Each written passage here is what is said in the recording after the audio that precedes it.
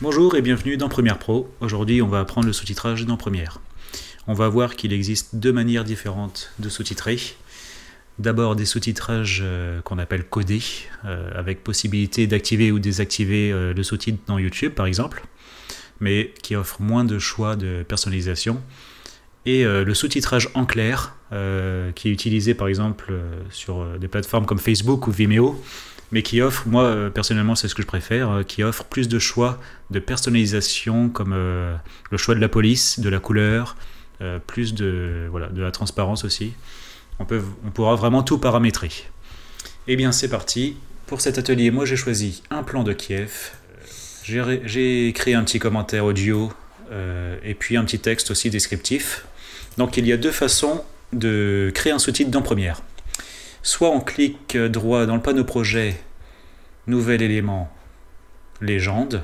Donc Premiere Pro appelle des sous-titres des légendes en fait, caption en anglais. Soit ici, la petite icône nouvel élément et légende.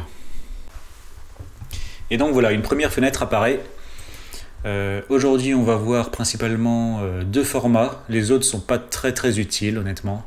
Le télétexte, voilà, c'est l'ancienne norme, je sais pas si ça existe toujours, mais en France, sur les télés analogiques, où on pouvait à l'époque, via un mode spécifique de la télécommande, faire apparaître à l'écran des informations techniques comme le nom de l'épisode, le nom du casting, voilà, le résumé, etc. On peut remarquer que l'Australie possède sa propre norme de sous-titrage, nommée OP42 par exemple. Les sous-titres en clair, on verra ça tout à l'heure. Et on va commencer avec la norme du standard aux États-Unis et aussi reconnue par YouTube pour les sous-titres codés, donc qui, je le rappelle, peuvent être désactivés ou activés au choix par le spectateur. C'est la norme CEA 608. Et en fait, le CEA 708, c'est pour la HD, mais YouTube, voilà, utilise le CEA 608. Le flux, en fait, c'est des pistes d'affichage de sous-titrage.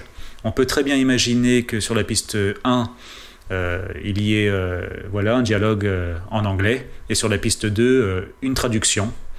Donc voilà, le spectateur peut par exemple afficher soit le dialogue normal ou sa traduction, ou alors des indications de une parole de musique sur la piste 3, enfin voilà, au choix. Donc nous on va choisir le flux numéro 1, la piste 1. Base de temps, on est en 25 images par seconde. Et OK. Et voilà, un fichier sous-titre de créer ici, comme vous pouvez voir.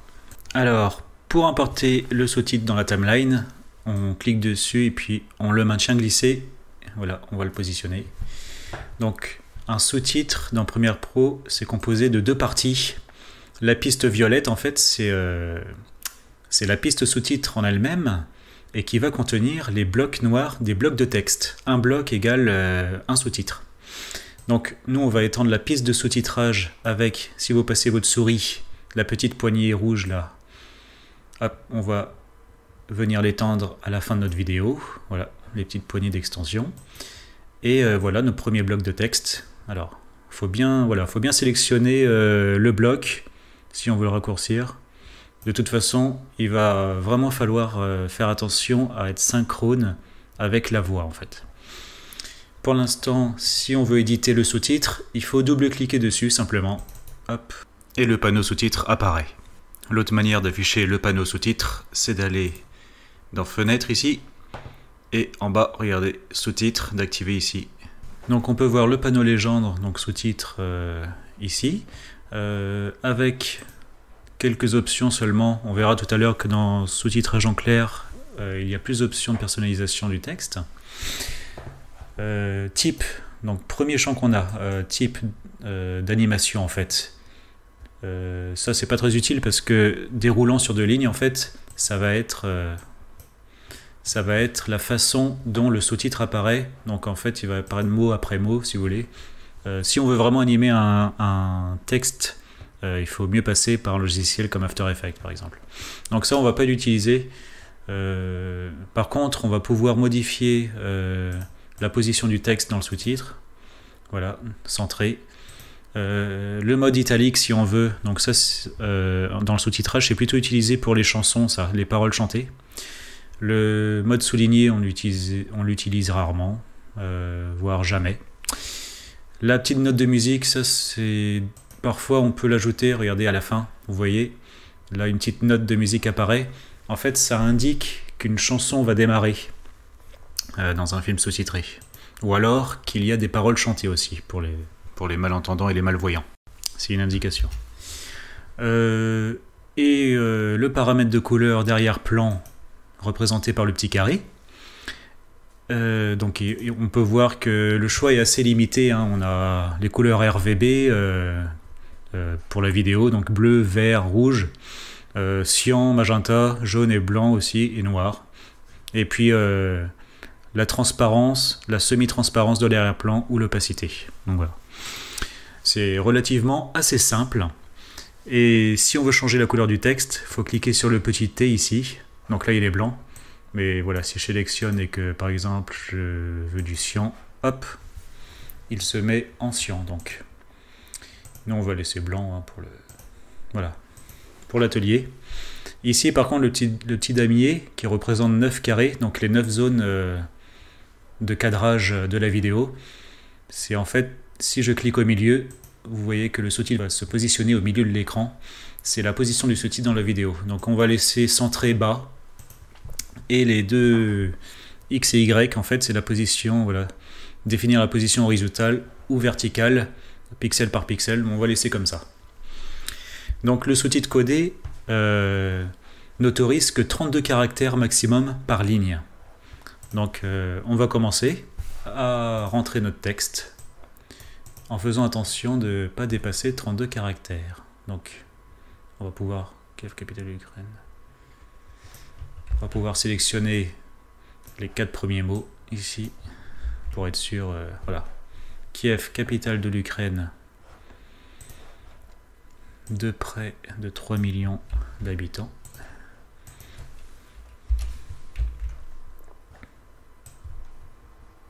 Alors, on va vérifier que le sous-titre est bien synchrone avec la voix. Donc, n'hésitez pas à zoomer, hein, sur votre timeline. Voilà, là vous avez, dans le bloc texte, vous avez les petites poignées à gauche. Donc, on écoute quand la voix démarre. Kiev, capitale de l'Ukraine de près de 3 millions d'habitants. Ah, voilà, elle s'arrête là. Donc on va venir positionner la fin de notre premier sous-titre ici. Hop. Le début, oui, le début est pas mal. Et pour créer un deuxième sous-titre, donc soit, il y a deux manières, soit on vient à la fin, juste après le premier sous-titre, donc on peut regarder là en bas dans notre piste audio les formes d'ondes. On peut voir quand la voix démarre, donc c'est à peu près 2 ou 3 images avant. Clic droit dans la piste sous-titrage, ajouter une légende. Ou alors, après la fin du dernier caractère du sous-titre, le petit plus en bas à droite, hop, qui va nous créer automatiquement un deuxième bloc. Donc on va venir glisser au niveau de la tête de lecture. Et on va venir les tirer, donc on écoute la phrase. Adopte une architecture très variée. Voilà.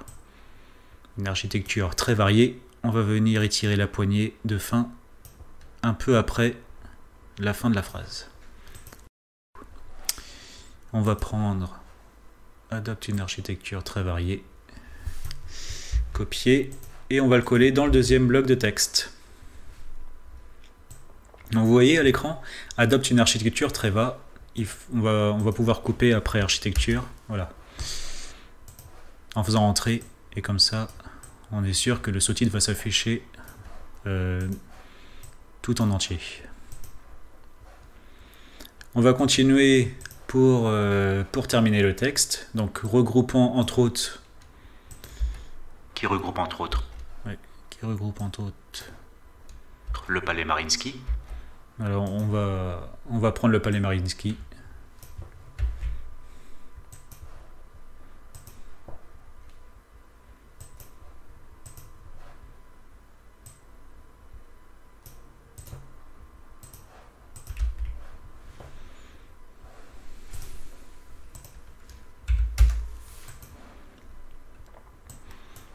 Et à la fin, les deux lieux, deux derniers lieux symboliques de la capitale. Hop, un petit plus pour caser notre dernier sous-titre.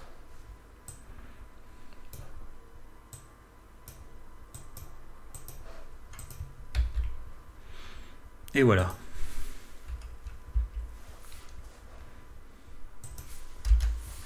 Tous nos sous-titres ont bien été intégrés à la vidéo. On va vérifier que ça suit bien la voix. Alors. Capitale de l'Ukraine de près de 3 millions d'habitants, adopte une architecture très variée, qui regroupe entre autres le palais Mariinsky, la laure des grottes et la maison chocolat. Voilà, parfait. Maintenant, on va pouvoir exporter donc la séquence. Donc on va venir placer un point de sortie en appuyant sur O sur le clavier. Hop, comme ça toute la séquence, tous les éléments sont sélectionnés. Et CTRL M ou alors commande M sur Mac pour ouvrir la fenêtre d'exportation. Voilà. On peut aussi passer par fichier, exportation, média, ici. Donc, on va venir choisir le codec H264 parce qu'on souhaite diffuser la vidéo sur YouTube. Soit ici dans les préconfigurations, vous pouvez venir choisir YouTube 1080 voilà, P Full HD. Mais moi je préfère toujours la bonne vieille méthode qui consiste dans les paramètres vidéo à venir régler soi-même voilà, venir régler soi-même les paramètres. Donc en vérifiant que c'est la bonne résolution, 1920-1080, fréquence d'image en 25. Le débit qui est important aussi, pour être sûr que la vidéo n'aura pas de problème de latence par exemple, et que la diffusion sera optimale. Moi je conseille toujours, au lieu d'utiliser dans les réglages du débit, VBR qui signifie en fait Variable Bit Rate, donc débit variable, moi je conseille de choisir toujours le débit constant, CBR, Constant Bit Rate. Là on va utiliser entre 12 et 15 mégabits par seconde, c'est pas mal. Bon, on va mettre 15. Entre 12 et 15. On peut cocher utiliser la qualité de rendu maximale. Et on peut cocher ici rendu à la résolution maximale. Mais surtout ici, vous voyez, vous avez un onglet sous-titres. Et nous, ce qu'on veut en fait, c'est pouvoir exporter un fichier annexe. En fait, c'est appelé un fichier sidecar qui va contenir notre dialogue et qu'on va pouvoir sur YouTube, au moment où on met en ligne notre vidéo, on va pouvoir importer ce même fichier dans les réglages de YouTube.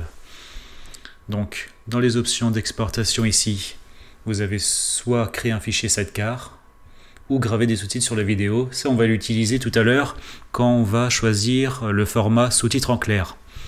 Créer un fichier sidecar. Vous avez plusieurs options de format de fichier. Donc nous on va prendre, donc vite fait, vous avez trois formats ici qui sont plus utilisés au cinéma ou à la télévision. Ou alors XML ici, qui est un fichier qui peut contenir des métadonnées, donc des informations techniques sur la vidéo, comme le nom du traducteur, le nom du programme, le nombre de, même le numéro de caméra, le numéro des scènes. Donc beaucoup d'informations techniques qui serviront au monteur ou à la chaîne de télé, si vous travaillez pour une chaîne voilà, de télé, le technicien qui s'occupe de diffuser les programmes. Nous on va choisir le format SRT pour SubRip. C'est un format de sous-titrage universel, hein, très utilisé dans le domaine du sous-titrage dans le monde, et qui aussi peut être édité juste avec un simple bloc-notes en fait. On peut ouvrir un fichier SRT avec ici le petit bloc-notes. On va voir comment ça se présente tout à l'heure, la mise en page. Et on va pouvoir, si jamais on a fait une faute d'orthographe par exemple, on va pouvoir directement éditer. Voilà, on va pouvoir effacer et retaper le mot correctement, le re-sauvegarder en SRT, et puis voilà, et puis le remettre en ligne, sans bien sûr changer le timecode, ça c'est très important. Donc c'est parti, nous on va choisir le fichier des sous-titres SRT, voilà. On pourrait choisir d'inclure le style SRT. En fait, ça veut dire que si on a écrit en italique, par exemple, on va pouvoir cocher cette case ici Et après, à la diffusion, à la lecture de la vidéo, on verra bien apparaître en italique le mot en question.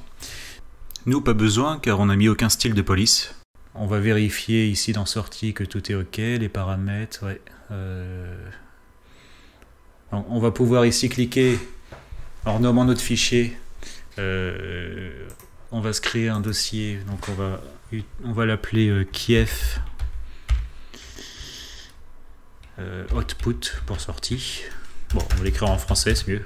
Kiev version finale. Voilà. On peut rajouter sous-titres codés. Avec un S, c'est mieux, au pluriel. Voilà. On va l'enregistrer là-dedans. Kiev séquence principale codée. Enregistrer et exporter. Il va nous exporter un fichier avec en même temps un fichier en SRT. Et on va voir comment ça donne. Hop, dans notre dossier Kiev version finale sous-titres codés, et voilà. Vous voyez, vous avez le fichier vidéo avec son fichier. Voilà, si on double-clique, vous avez bien le numéro des sous-titres, leur durée, donc ce qu'on appelle le timecode, secondes, donc heure, minute, seconde et millisecondes. Donc à ne surtout pas changer. Vous pouvez, si vous voulez, éditer simplement le texte si vous avez fait une faute ou si vous avez oublié une virgule par exemple, mais il ne faut jamais changer bien sûr le timecode, sinon tout va être désynchronisé à la lecture de la vidéo. Donc maintenant on va tester sur YouTube. On va mettre en ligne la vidéo. Voilà. On va l'appeler Kiev test avec sous-titres codés. Et dans les options ici, vous voyez autre option. Donc on peut mettre voilà, oui. Autre option, voilà, langue et sous-titres. YouTube nous dit on ne peut pas importer directement des sous-titres. Pourquoi? YouTube nous dit qu'on doit sélectionner une langue avant de pouvoir importer des sous-titres. Donc on va sélectionner la langue, français, français, voilà, de France. Et en cliquant sur importer des sous-titres ici, avec les données de synchronisation bien sûr, on va pouvoir choisir notre fichier SRT. Ouvrir. Elle est bientôt, alors traitement effectué à 95%, c'est bientôt terminé. Voilà. Suivant. Tac. On va mettre en non répertorié, juste pour voir hein, comment ça rend. Et voilà. Kiev, capitale de l'Ukraine. Et vous voyez, vous avez les sous-titres ici. Et vous pouvez, si vous voulez, désactiver les sous-titres. Donc, Kiev. Dans les petits paramètres YouTube, sous-titres, désactiver ici, et voilà. La Laure des Grottes et la Maison Chocolat. Donc ça peut être pratique si, voilà, si vous souhaitez pas voir les sous-titres pendant que vous regardez un film. Mais bon, généralement, moi je préfère toujours sous-titrer en version claire parce que j'aime bien pouvoir choisir mes propres couleurs et ma propre police surtout. Et ça, on va le voir dans la deuxième partie de l'atelier. Alors, on vient de voir le sous-titre en format standard YouTube CEA 608 avec le flux, la piste de sous-titres, la CC1. Maintenant, on va voir des sous-titres qui sont couramment utilisés sur Facebook, Vimeo ou même Instagram, des sous-titres qui sont gravés à l'intérieur de la vidéo et avec surtout plus de paramètres de personnalisation. Et bien, c'est parti. On va créer un nouvel élément. Légende, et cette fois-ci on va utiliser sous-titres en clair, moi c'est ce que j'utilise la plupart du temps. Base de temps, on vérifie qu'on est bien en 25 images par seconde parce qu'on veut diffuser en Europe, en système PAL, 25 images, 1920, 1080, donc la résolution haute définition, 1 pixel carré, et c'est OK. Et vous avez un fichier sous-titres en clair ici, d'ajouter dans votre panneau projet.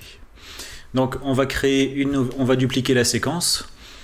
Voilà, pour ranger un peu notre dossier, n'hésitez pas, hein, ici en bas du panneau projet, vous avez une petite icône qui représente un dossier, un nouveau chétier.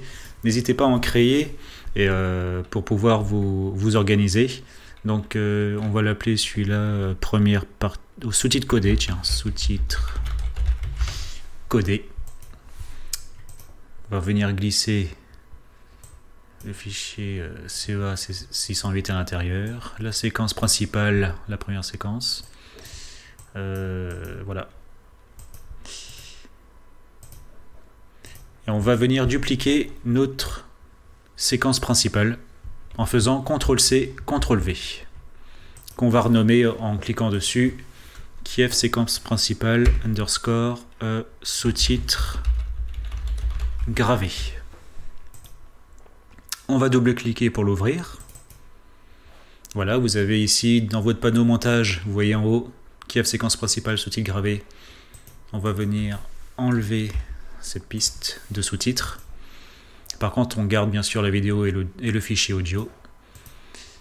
Et sous-titres en clair, on va venir glisser ici, hop, sur la piste vidéo 2. Donc, même processus que tout à l'heure, vous avez des poignées de la piste de sous-titrage que vous allez pouvoir étendre jusqu'à la fin de la vidéo. Et le bloc de texte qu'on va venir éditer tout de suite. Donc on va venir double-cliquer sur le fichier sous-titrage. Et en fait, on voit tout de suite qu'on a plus d'options de personnalisation par rapport au CEA 608, quoi. On peut choisir la police. Donc moi, j'aime bien la police Lato, par exemple. On va venir choisir, voilà, dans les L. Lato. Ouais, on va laisser en régular. La taille de police, bon, 50, ça me paraît pas mal. Pas trop grand, pas trop petit. Ça, c'est l'épaisseur du contour. Bon, espacement des lignes, ça, c'est pas très important. L'orientation du texte dans le bloc de sous-titres, on va laisser centrer. On peut le mettre en gras, donc on peut rajouter, regardez, vous voyez, c'est assez subtil, mais on peut le forcir un peu, épaissir un peu le texte en utilisant la fonction gras ici. Et d'ailleurs, on peut remarquer que ça bascule automatiquement en bold. Voilà. La fonction souligner, on retrouve ici la petite note de musique pour indiquer des paroles d'une chanson ou pas. Hop, on va enlever ça, on n'en a pas besoin. Les paramètres de couleur d'arrière-plan et de texte. Le petit damier ici pour l'orientation du sous-titre à l'intérieur de la vidéo. Avec, on peut être vraiment plus précis au niveau des dimensions ici en pourcentage, que ce soit la valeur en pourcentage d'opacité ou de couleur de transparence, quoi. Ou ici la valeur sur les X, sur le plan horizontal ou le plan vertical de la position du sous-titre. On va laisser comme ça. On va venir changer, moi j'aimerais bien un arrière-plan un peu transparent, tout en laissant le texte en blanc. Donc, sélection du texte, couleur d'arrière-plan, on va mettre 85%, ce sera pas mal. Tac, on voit que ça change ici dans la vidéo. Et on va venir éditer notre premier sous-titre. Donc, ce qui est bien aussi avec les sous-titres en clair, c'est qu'on n'est pas limité au niveau du nombre de caractères par phrase, en fait, par ligne. Vous voyez, par exemple, ici, si voilà, je vais taper n'importe quoi, on peut aller bien au-delà de 32 caractères. Donc, c'est ça qui est pas mal aussi. Donc, hop, on efface ça. On va venir réécouter la première phrase pour positionner notre premier bloc de texte. Kiev, capitale de l'Ukraine de près de 3 millions d'habitants. Voilà. Voilà. Hop, annuler. Donc, si vous voulez pas être embêté quand vous modifiez l'emplacement de votre bloc ici pour être synchronisé à la voix, vous pouvez venir verrouiller votre première piste vidéo. Donc, avec le petit cadenas, vous voyez ici, hop, on verrouille la piste. Et à la fin, quand vous allez exporter votre vidéo, il ne faut pas oublier bien sûr de la déverrouiller, sinon votre vidéo sera masquée à la lecture, vous aurez un écran noir. Donc, on va venir à la fin de la phrase après 3 millions d'habitants. 3 millions d'habitants. Voilà. Les petites poignées comme tout à l'heure. La petite poignée en sélectionnant le bloc du sous-titre. Tac. Au début, c'est pas mal. Et on va venir copier notre première phrase.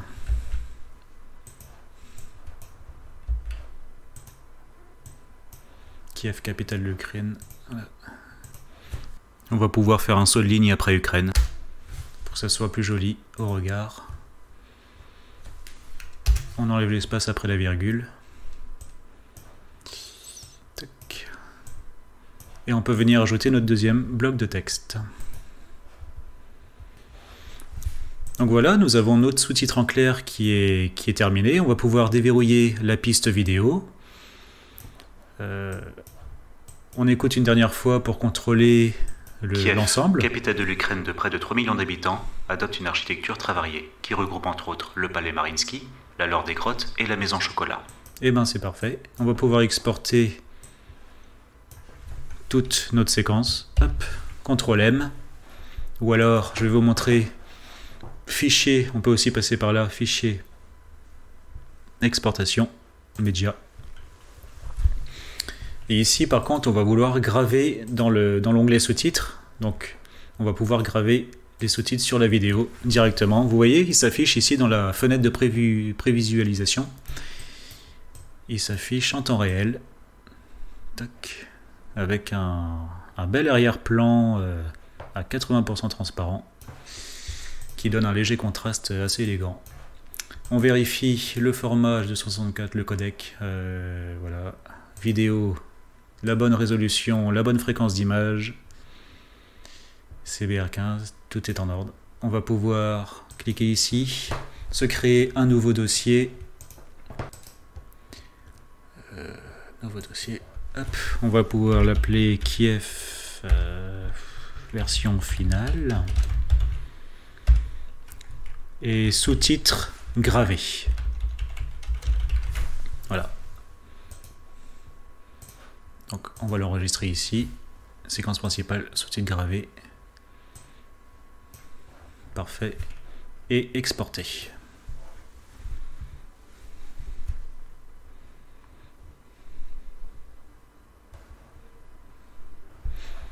On n'oublie pas d'enregistrer le projet Premiere Pro. CTRL S ou fichier enregistré. On va voir notre fichier qui vient d'être exporté. Tac, gravé. Et on fait lecture, et voilà. Vous avez les sous-titres qui sont incorporés, en fait, qui sont gravés sur la vidéo. La laure des grottes et la maison chocolat. Avec, voilà, une police lato, une taille de 50, et un arrière-plan à moitié, presque, enfin légèrement transparent, en fait. Donc on va sélectionner des fichiers pour mettre en ligne sur YouTube, pour faire un petit test. Donc voilà, on va rechercher notre fichier vidéo. Et on va voir ce que ça donne en fait. On va comparer au premier test qu'on a fait avec le sous-titrage codé. Donc je vais couper la vidéo, on va attendre que ça charge en fait, que le traitement se fasse. Et après je vais vous montrer ce que ça donne. Et donc voilà, le traitement vient d'être effectué par YouTube. Et donc si on fait lecture maintenant, je vais vous montrer. Kiev, nous avons nos sous-titres avec la bonne mise en forme qu'on a choisie dans Premiere Pro. Et ici, dans les paramètres, vous n'avez pas d'option de sous-titres désactivés ou non, parce qu'ils sont incorporés dans la vidéo. Ils sont gravés sur la vidéo. Donc, adopte une architecture voilà. très variée. On voit que ça marche très bien. Le palais Mariinsky, la laure des grottes. Au moins, avec ce système-là de sous-titres en clair, encore une fois, on peut vraiment tout paramétrer, quoi. Et la maison chocolat. Et assez précisément. Et c'est surtout ça qu'on utilise quand on veut mettre en ligne une vidéo. On n'a pas besoin que les spectateurs désactivent le sous-titre. Quand ils lisent une vidéo dans les transports en commun ou dans la rue, sur Facebook, on utilise le sous-titrage en clair. Et moi, c'est aussi ce que je préfère. Donc, retour dans Premiere Pro. Je vais vous montrer, on arrive bientôt à la fin de l'atelier, je vais vous montrer quand même une dernière chose. On aurait pu, si on le souhaitait, exporter seulement les sous-titres. Voilà, si un réalisateur ou un collègue n'a besoin que ou un monteur n'a besoin que des sous-titres, on peut le faire en sélectionnant au préalable le fichier en question de sous-titres, en cliquant sur fichier en haut à gauche, exportation et légende. On a deux options qui s'offrent à nous. Celle qu'on va choisir, c'est le format des sous-titres en SRT. Ou sinon, on a le fichier EBUN19 en .stl, donc qui est une norme en fait audiovisuelle européenne, qui est utilisée dans la diffusion télé et qui peut contenir plus d'informations techniques. Nous, on n'a pas besoin de ce format-là. On va choisir simplement le fichier de sous-titrage universel SRT. Inclure les styles SRT, on va faire un test. Tiens. En fait, ça inclut, comme je vous ai dit au début de la vidéo, des formats de texte spécifiques comme l'italique ou le gras. On va faire un test avec le premier bloc. Par exemple, Ukraine en italique. On va le mettre en italique. Toc, voilà. On revient dans le projet. Hop. On resélectionne sous-titres en clair. Exportation. Légende. Inclure les styles SRT. On fait OK.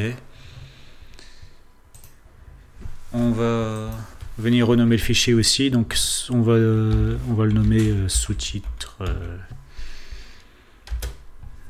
seul. Voilà. Sous-titres seul.